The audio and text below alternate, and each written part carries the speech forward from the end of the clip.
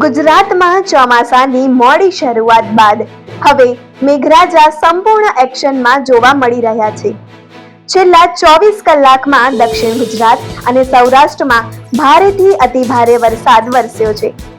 અનેક જિલ્લાઓમાં પાણી ભરાયા છે, તાપમાનમાં ઘટાડો નોંધાયો છે અને હવે હવામાન વિભાગે આગામી દિવસોમાં રેડ એલર્ટ જાહેર કરતા લોકોની સાવચેત રહેવા અપીલ કરી છે. છેલ્લા 24 કલાકની વાત કરીએ તો ગુજરાતના અનેક વિસ્તારોમાં ભારે વરસાદ નોંધાયો છે.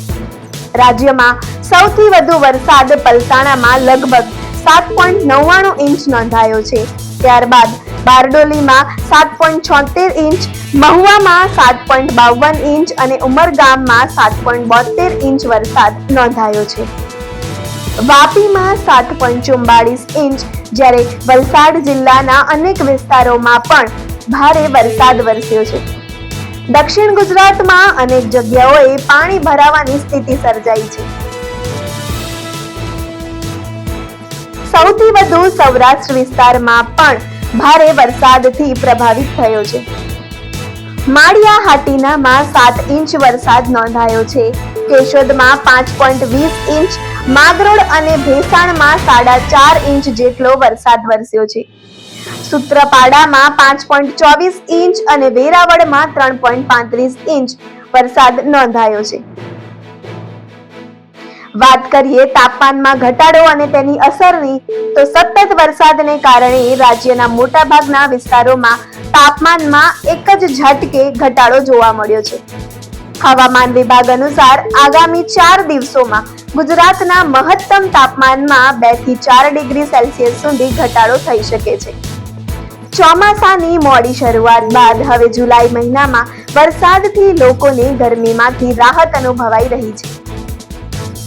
હવામાન વિભાગે આગામી દિવસોને લઈને ગંભીર ચેતવણી પણ જાહેર કરી છે, જેમાં 2 અને 3 જુલાઈએ સુરત, નવસારી, વલસાડ, ડાંગ તેમજ દાદરાનગર હવેલી અને દીવ દમણમાં રેડ એલર્ટ અપાયું છે, જ્યારે નર્મદા, ભરૂચ, તાપી, અમરેલી અને ભાવનગરમાં ઓરેન્જ એલર્ટ જાહેર કરવામાં આવ્યું છે. વાત કરીએ 4 અને 5 જુલાઈએ તો દક્ષિણ ગુજરાતમાં ભારેથી અતિ ભારે વરસાદની સંભાવના યથાવત છે. આ દરમિયાન હવામાન વિભાગે લોકોને નદી નાળા નજીક ન જવા, અનાવશ્યક મુસાફરી ટાળવા અને સ્થાનિક તંત્રની સૂચનાઓનું પાલન કરવાની અપીલ કરી છે.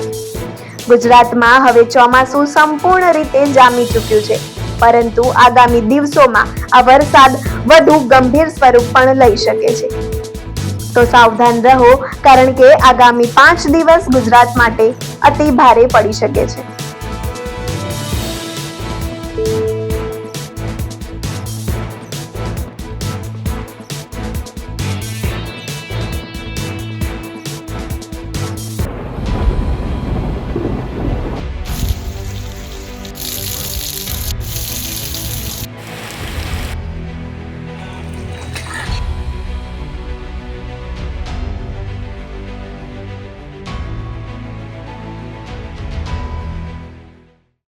વરસાદની આવી જ અપડેટ માટે જોતા રહો TV17 ગુજરાતી.